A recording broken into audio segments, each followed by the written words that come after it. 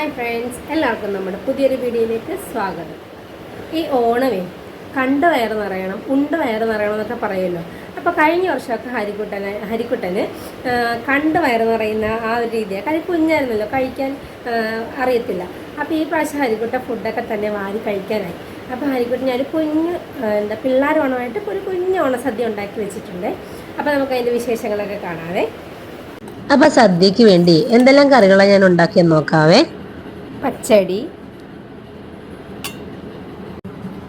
പരിപ്പ്, മോര്, പപ്പടം, പഴം, കായ വറുത്തത്, ശർക്കര വരട്ടി, പിന്നെ മെയിനായിട്ട് എന്താ ഇലയെല്ലാം വെട്ടി കഴുകി ഞാൻ റെഡിയാക്കി എടുത്തിട്ടുണ്ട്.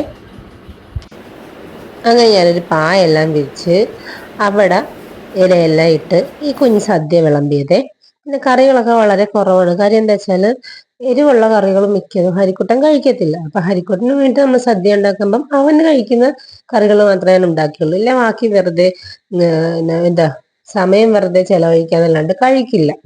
അങ്ങനെ ഞാൻ 3 ഇല ഇട്ട് സദ്യ എല്ലാം വിളമ്പി കളിച്ചോണ്ടിരുന്ന ഹരിനെയും അനന്തോനെയും കാത്തുവിനെയൊക്കെ വിളിച്ചോണ്ട് വന്നേ. എല്ലാവരുടെയും കൂടെ ഇരുന്ന് ഭക്ഷണം കഴിക്കുമ്പോഴേ ആ ഭക്ഷണത്തിന് കുറച്ച് സ്വാദും കുറച്ച് എന്തൊക്കെയോ ഒരു സ്പെഷ്യൽ ആയിട്ട് നമുക്ക് തോന്നാറുണ്ടല്ലേ. ഇലയിട്ട് ചോറ് വിളമ്പി വെച്ചിരിക്കുന്നത് കണ്ടപ്പോഴത്തേക്ക് ഹരിക്കൊണ്ട് ഭയങ്കരമായിട്ട് സർപ്രൈസ് ആയി പോയായിരുന്നേ.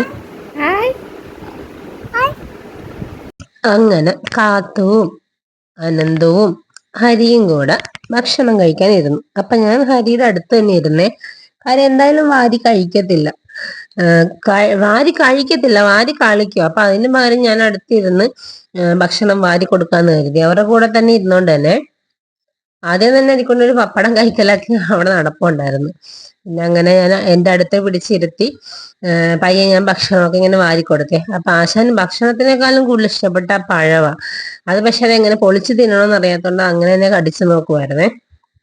പിന്നെ ഞാൻ പയ്യെ ഓരോരോ കറികളും കൂട്ടി ചോറ് കൊടുക്കാൻ തുടങ്ങി. പിന്നെ ഏറ്റവും കൂടുതൽ ഇഷ്ടം മോരും കൂട്ടി കൊടുക്കുന്നതാണ്. ഒരു പിടി എന്തോ അബദ്ധത്തിൽ വെച്ച പോലെ രണ്ടാമത്തെ പിടി തൊപ്പിക്കളഞ്ഞേ.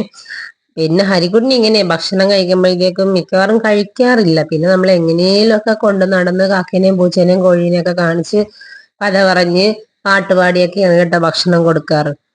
പിന്നെ ഞാൻ ഇലയിന്ന് ഓരോരോ സാധനങ്ങളായിട്ട് മാറ്റി മാറ്റി കൊടുത്തു നോക്കി. ഏതാ കഴിക്കുന്നതെന്ന് നമുക്കറിയത്തില്ലല്ലോ. അങ്ങനെ കുറച്ചൊക്കെ അവരുടെ കൂടെ ഇരുന്ന് ഭക്ഷണം കഴിച്ചു കേട്ടോ. 2-3 പിടി, അത് തന്നെ ഹരിക്കുട്ടിന്റെ കണക്ക്. കഴിഞ്ഞ വർഷം ഓണത്തിന് ആമിക്കുട്ടനും കൂടെ ഇവിടെ ഉണ്ടായിരുന്നേ. അപ്പൊ ഈ പിള്ളേരോണത്തിന് രണ്ടുപേരും കൂടെ ഒരു മുണ്ടൊക്കെ ഉടുത്ത് നല്ല രസം ഉണ്ടായിരുന്നു കേട്ടാ. അപ്പൊ ഈ പ്രാവശ്യം ആമിയില്ല, പകരം അനന്തവും കാത്തുവാ കേട്ടോ ഹരിക്കുട്ടിന് കൂട്ട്. ഏതായാലും ഒരു ഓണത്തിന് വരുമല്ലോ, അപ്പൊ നമുക്ക് കൂടുതൽ വിശേഷങ്ങൾ അവരുടെ കാണാം. പിന്നെ ഞാൻ ഈ വീഡിയോ എടുത്തോണ്ടിരിക്കുമ്പോഴത്തേക്കും അനന്തോനും കാത്തോനും ആണെങ്കിലും ഭയങ്കര ചമ്മല് കൊണ്ട് വയ്യ. പിന്നെ ഞാൻ അവരെ ഒത്തിരി ബുദ്ധിമുട്ടിപ്പിക്കാതെ ക്യാമറ എല്ലാം ഓഫാക്കി വെച്ചിട്ട് ഫുഡ് കഴിക്കുന്നതിൽ ഞങ്ങൾ കോൺസെൻട്രേറ്റ് ചെയ്ത് ഞങ്ങൾ 4 പേര് ഫുഡ് കഴിച്ചു കേട്ടോ. ഇവരുടെ കൂടെ നിന്ന് ഭക്ഷണം കഴിച്ചപ്പോൾ അതിക്കൊണ്ട് ഭയങ്കര സന്തോഷമായിരുന്നു കേട്ടോ.